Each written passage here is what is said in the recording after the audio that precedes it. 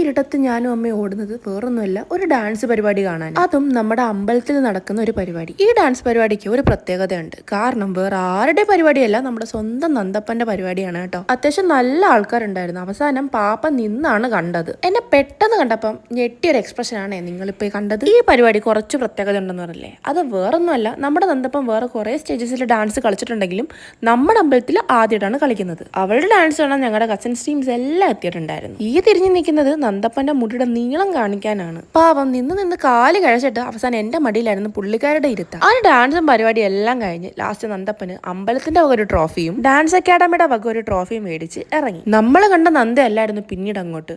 അവളുടെ ഉള്ളിലുള്ള നാഗവല്ലിയാണ് പിന്നെ പുറത്തോട്ട് വന്നത്. ആ സംഭവം ക്ലാസിക്കൽ ഡാൻസേഴ്സിന് എല്ലാം റിലേറ്റ് ചെയ്യാൻ പറ്റുന്നതായിരിക്കും അല്ലേ? ഞാനും കുറെ അനുഭവിച്ചതാ. അങ്ങനെ ഡ്രസ്സും ഓർണമെന്റ്സും എല്ലാം റിമൂവ് ചെയ്ത് നേരെ വീട്ടിലേക്ക് പോയി മേക്കപ്പും തുടച്ചു കഴിഞ്ഞപ്പോഴേക്ക് പകുതി ആശ്വാസമായി. ഇത്രയും ദിവസം വ്രതമായതുകൊണ്ട് ഇന്ന് അങ്ങ് വ്രതം മുറിച്ച്.